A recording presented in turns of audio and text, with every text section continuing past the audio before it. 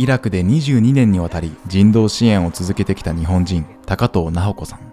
2004年には現地の武装勢力に拘束され解放されたものの、帰国後には自己責任論とともに激しいバッシングを受けるなど壮絶な体験をしてきました。ロングインタビューの第1回ではどのような状況で拘束され、そして解放に至るまでに何があったのか、第2回では帰国後のバッシングの中で高藤さんが何を感じていたのかを伺いました。完結編となる今回は、そうした経験を経てもなお、なぜ命がけでイラクを支え続けるのか、そして戦争をなくすために私たちに何ができるのか、その思いを語っていただきます。そうした人質事件の経験がありながらも、今なおイラクに関わり続けていらっしゃいますけれども、その原動力っていうのはどこから来るんでしょうか。やっぱりこの戦争への責任、日本人としての責任というか、この攻撃を支持した国の一人としてその責任が一番大きい。人質事件の時にすごく奔走してくれたイラク人、宗教指導者はじめ、それから一緒にストリートチルドレンのことをやってた、あるいはその医薬品を毎週のように運んでた友人たちがとにかく奔走してくれて、武装勢力たちにその3人を殺してはいけないと、その3人はイラク人を助けに来た人たちだからっていうふうに、それこそテレビに出たり声明を出してもらったり、宗教令出してもらったり、いろんな新聞記事を書いてもらったり、あるいはストリートの子供たちも僕たちのお母さんを殺さないでってバナー作ってバグダッドの道路を歩いてくれたらしいんですよね。でその時の写真見せてもらったんですけど、その人たちへの恩返しというか、命を救ってもらった恩返し、この2つですね。高藤さん、長年イラクで活動されてきてますけれども、今回このイラク取材の大きな目的が、この20年間、特に911以降のこのイラクの20年間、そして高藤さんの活動を見るというのが今回の大きなテーマですけれども、今のこのイラクの状況をどんな風に見てらっしゃいますか。そうですね、本当にこの20何年の中で本当になんていうんですかね、壊され破壊され、なんとか復興してとかっていうのを繰り返して、でもうこれはもう地獄だって思って、で地獄はもう過ぎたかと思ったら、さらにその下にまた地獄の扉が開いたみたいな、そういうのを繰り返してきた22年だったと思うんですけど、今は今こうして原さんにも来ていただけるようになったということで、平時と言えると思うんですけど、カッコ付きの平時というふうに私は言います。カッコ付きの平時というのは、やっぱり今回そのアンバールも来てますけど、アンバールだけじゃなくて、本当にクルドにいてもバグダッドにいてもモスルにいてもどこにいても、戦争がその深めてしまった分断、あるいは戦争が新たに作ってしまった分断っていうのは、本当にあちこちそこここにあるんですよね。だから本当に白氷の上を歩いているっていう感覚は、実は誰もが持っている。いつこれが割れるかもしれないとか、また落ちるかもしれないとか。で、中東っていうのは日本と違っていくつもの国がつながってますよね。で、やっぱりガザの惨状、昨日も今日もひどいことが起きてますよね。そういうのを見ていると、ここにもやっぱその余波っていうものとかがやっぱり少なからず影響とかも来るし、で武装勢力っていうのはそういう時に限ってものすごく活動が活発になるんですよね。でそういったこともやはりイラクやシリアに影響が出るっていうこともありますし、その中でイラクの人たちは今それを繰り返しちゃいけないというところで、今のこの平時を保とうとしている感じがすごく感じられる。日本食が今ブームで来てるとかありましたね。スイーツがブームで結構私はこれはすっごく重要なことだなと思っていて、日本にとってもすごい重要なことだし、イラクの人にとっても重要。やっぱりそれはこのカッコ付きの平時をそのカッコの取れた平時に持っていく、平和の状態をキープしていくためには経済活動がちゃんとできる。戦争になったら経済活動できませんからね。だからやっぱ経済活動ができるってことはすごく重要。それからその雇用をどんどん創出していくってこともすごくやっぱり重要。それから観光、これもすごく重要で、平和にならないとやっぱ観光でできないじゃないですか。だからそういった意味でも観光業をもっと手こ入れしていくとかっていうのはすごく重要だなと思ってます。ここもまだ2軒目で3軒目が今建設中みたいな状態で、まだ始まったばっかり。バグダッドには昔からホテルたくさんあるけれども、直さなきゃいけない部分もたくさんあるし、サービスも今の時代に合ったサービスに変えなきゃいけないとか、いろんなやらなきゃいけないことがある。だからすごく今みんなそこにすごく一生懸命になってるから、すごくいいなと思ってる。で日本のブームが来てるっていうのは私すごく大事だなって思ってるのはなぜかっていうと、この22年の間で日本に対するイメージ、これまでのイラク戦争前のイメージっていうのは日本企業の人たちのイメージがあったから、それで私たちも最初の頃安全をね担保できたというか、その安全確保ができたというか、本当に日本企業の方々本当に尊敬されてて、イラクを作ってくれたのは日本企業なんだっていうふうに、一緒に汗を流して働いたんだっていうふうにあっちこっちで言われて、そのおかげで本当に私たち助かってたっていう部分あるんですよね。そのイメージっていうのが、そのイラク戦争後のその自衛隊派遣とか米国への支持とか、それから占領、米国の占領の中で自衛隊、日本が多国籍軍に名前を連ねているとか、アイシスの時もそうでしたね。例えば IS と戦う国々にお金を出すっていうふうに言ったけれども、実はそれがイラクの人々を迫害している政府にお金が渡ってしまうとか、いろんなことがあって、やっぱり日本のイメージっていうか、日本が信じられなくなったとか、どうしてそっち側に行ってしまうんだみたいなことが結構あったんですよ。今チャンスかなと。存在感もすごく薄れてきちゃったし、韓国がすごい人気だからね、 K-POP とか K ドラマとかね。だからそういう中で存在感が薄れてきてる中で、日本食ブームとかスイーツブームとか来てるっていうのは、これはもうすごくいいなって、日本のプレゼンスをアピールできる。でプラスこのタイミングで平和の国日本っていうのをもう一度アピールしたい。もう一度ブランディングし直して、日本の平和を愛する国民だっていうふうに言われ続けてきましたからね。そのイメージをもう一回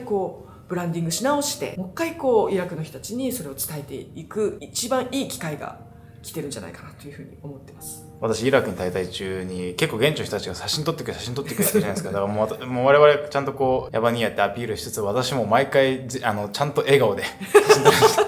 イメージアップ貢献者大事ですからね。でも本当にそういうね、小さいところから平和って築かれていくんだろうなって思うので、同時にそのイラクの人たちの日本に対するイメージだけじゃなくて、日本人のイラクに対するイメージが変わっていって、そうですね、本当に。でひいては日本の企業とかも進出していったりとか、まだ気軽に観光行けますよとは言えないですけれども、もう少し落ち着いてきたら観光客が訪れられるようになっていったら、すごい変わっていくかもしれないですね。ラバディに大きいトヨタできてましたよね。そうですね、そういう大企業がもうすでに入ってきている。そうじゃなくてももっとなんていうの、これはこういう風なね、例えばベンチャー企業とか、こういうの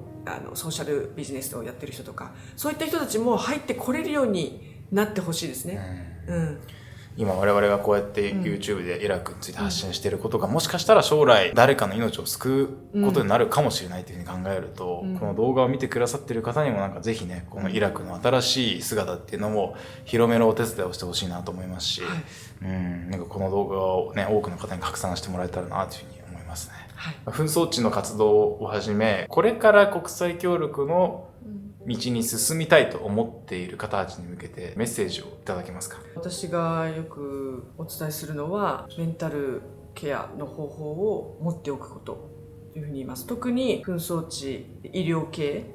のその支援に入るとか、それから難民支援とかでもやっぱりその聞き取りをしてると、あまりにもその虐殺の話とか性奴隷の話とか凄まじい話が多いので、その聞き取りしている人たちがその二次受賞をしてしまうっていうこともあるんですよね。だからそういうふうなことが起きやすいので、やっぱり国際 NGO とか国連とかは数ヶ月おきに紛争地から出るようにっていう決まりがあったり、 R&R って言いますけど、そういうのを私もずっとフリーでやってきたけど、年に1回は完全にリトリートをするっていう風にして、私の場合は瞑想、ヴィパッサナ瞑想っていうのをやってケアをするっていう、自分のメンタルケアの最善方法を持っておくっていうのはすごく大事。特にその紛争地の医療支援とか緊急支援とか、そういう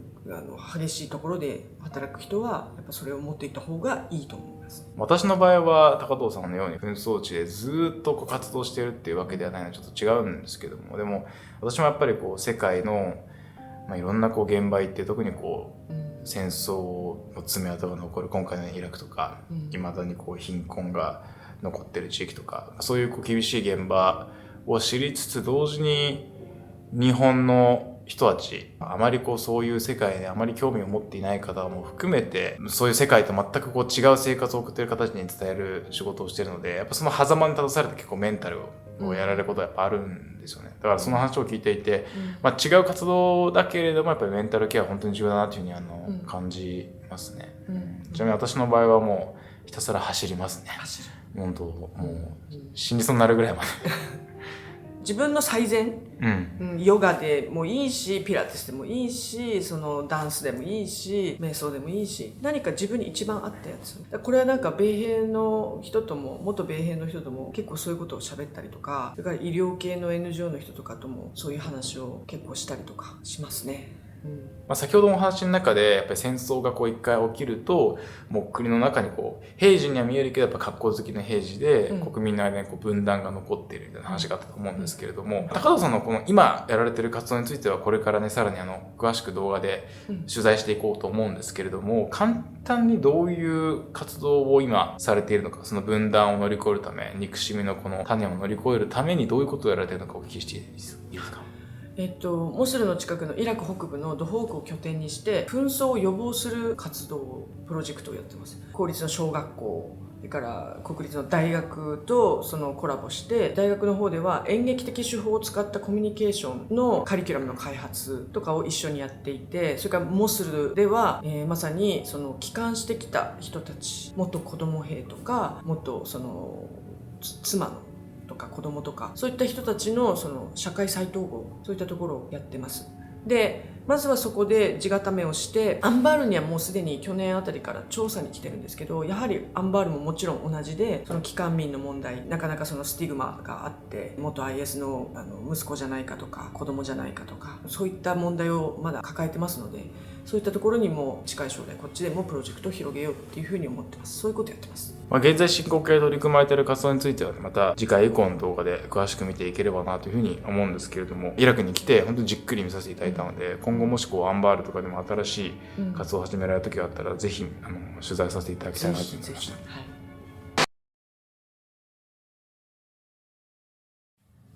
イラク戦争中から現場に入られて人道支援をされたり、その後人質事件を経験されたり、さらにはそこからも20年間イラクの人々に寄り添い続けて戦争のリアルをずっと見てきた高藤さんですけれども、その高藤さんの目から見て今の日本の人々に伝えたいことはありますか？今世界はね、本当に昨日今日もまだ起きてるし、イスラエルパレスチナの問題、あれは占領の問題っていうふうに言った方がいいと思うんだけど、それからウクライナもそうだし、アフリカもいろいろ紛争があったりとか、私が経験してさっき言ってたそのイラクという戦場と日本っていうところの間にいてすごく思ったのは、イラクが地獄の時って私も冷静でいられなかったんですよ。冷静でいようと努めるんだけれども、やっぱりその身近な人たちが殺されていくとか、その大変な目に遭ってるっていう時にやっぱり冷静でいられない。で今すごくそのパレスチナを支援している方々とかがどんな思いでいるんだろうって、私自分のパルージャがやられてる時とかそういうのすごく思い出すんですよね。今カッコつきの平時のイラクに今住んでいる私から日本の人たちに伝えたいのは、日本に生まれた意味があるっていうこと。日本に生まれたから、戦場から今遠いから日本に今の時代に生まれたっていう意味があると思っていて、当事者になったり当事者に近すぎると、やはりどんなに平和主義者でも冷静さをある程度失ってしまうっていうことがやっぱある。本当に許せないっていう感情とか、ものすごい強い感情にガッてなったりするわけですよね。そういう感情に突き動かされてしまう、翻弄されてしまうこともあるので、離れているところにいる人たちは冷静に物事を見れるようにしてほしいし、停戦になった後とか、それから次にこの戦争が起きないようにするためにはどうしたらいいんだろうとか、その終わってからその当事者たちが考えるんではなくて、今のうちに考えられる人は今からとことん考えておく必要があるかなって思います。やっぱりこれは終わってからよかったよかったって言って小躍りして、やったやった平和になった停戦になったっていうのだけではダメだと思う。そこからやっぱり次の戦争が起こさないようにって、その瞬間からやらなきゃいけないことが山のようにある。どっちかって言ったらそっちの方が山のように仕事があるわけだから、それを日本にいる人たちピースメーカーとしてやれる準備を今から、パレスチナのケース、イスラエルのケース、ウクライナのケース、ロシアのケース、様々なケースをピースメーカーとして考える、そういうのをぜひやってほしいです。私もよく講演会とかで話をしていると、参加者の方からこう質問で、今私たちに何ができるんでしょうかとかよく聞かれるんですけど、私よく答えるのが、戦争をする人たちって本当こう全世界で考えたらもう 0.001% がもっと少ないと思うんですよね。本当は平和を望んでる人たちってもう 99.999% いると。でもなんで戦争がなくならないのかって考えたときに、戦争をしているその 0.0001% の人たちが本気でこう戦争をしている一方で、平和を望んでいる 99.9999% の人たちがそれほど強く意識的に平和を望んでなかったり、連帯していなかったりするっていう。一方で戦争している人たちはものすごいこう連帯して本気でやってるっていう。もっとこう平和を望んでいる人たちがもっとつながって、もっと意識的に平和を求めて、なんならこう平和を築いていくところがもう産業になっていくみたいな、なんかそういう動きがあればやっぱ戦争ってなくなっていく。戦争ってやっぱりこうね、もちろん憎しみとかも関係するけど、やっぱり利益になるとか、ね、そういうこうお金になるとかっていう側面もあると思うので、だからこそ戦争がビジネスになってしまっている。まさにこうイラク戦争ね、民間軍事会社とかも出てきて、まさにこう戦争がビジネスになったっていう、ある意味こう節目でもあったと思うので、そういう意味ではこう私たちがそれと対極にある平和をもっともっと意識的にこう築いていくっていうところが大事だなって本当に思いますね。本当におっしゃる通りだと思います。ビジネス大事。平和をビジネスにしていくっていうところですね。そこどうしても戦争やってる人たちと負けるからね、その軍産複合体とかやっぱりすごい巨額なお金が戦争には動くじゃん。そこにはやっぱり武器商人を設けるわけだね。平和産業をもっと作んなきゃいけないよね。そうですね。すごい長時間にわたるインタビューだったんですけれども、本当にありがとうございました。こちらこそありがとうございます。いや、高藤さんの本当もこの20年間だけでもものすごいこう濃いお話をたくさん聞かせていただいて、すごい私としてもなんか考えさせるものがありましたし、20年越しに日本でも大きく報道された事件のこう真実が多くの方には伝わったんじゃないかなというふうに思います。でもまだまだねイラクの取材続いていきますので、また引き続きよろしくお願いいたします。よろしくお願いします。イラクでの人質事件、そして解放後の激しいバッシング、壮絶な経験を経てもなお20年以上にわたりイラクの人々を支え続けてきた高藤直子さん。マスメディアの報道だけでは決して知ることのできなかった事件の裏側や高藤さん自身の思いを伺うことができました。ぜひ皆さんの感想をコメント欄で聞かせてください。ハラカンタのチャンネルでは他のメディアでは知ることの難しい世界の問題や日本人の活動をお届けしています。こうした動画をこれからも見たいと思ってくださった方、まだチャンネル登録がお済みでなければ、ぜひこれを機会にチャンネル登録よろしくお願いいたします。海外で活躍する日本人や大手のメディアでは知れない世界の実情をもっと知りたいという方、ハラカンタの YouTube 活動を応援していただけないでしょうか。ハラカンタの海外取材はハラカンタを応援するサポーターズクラブの皆様のご支援によって成り立っています。もしハラカンタの活動を支えてくださる方がいらっしゃいましたら、ご無理のない範囲で構いません。マンスリーサポーターになっていただけないでしょうか。一口1000円からご加入いただけます。少しでも興味のある方、概要欄のリンクからサポーターズクラブのホームページをご覧ください。ということで、今回も最後までご視聴くださりありがとうございました。また次回の動画でお会いしましょう。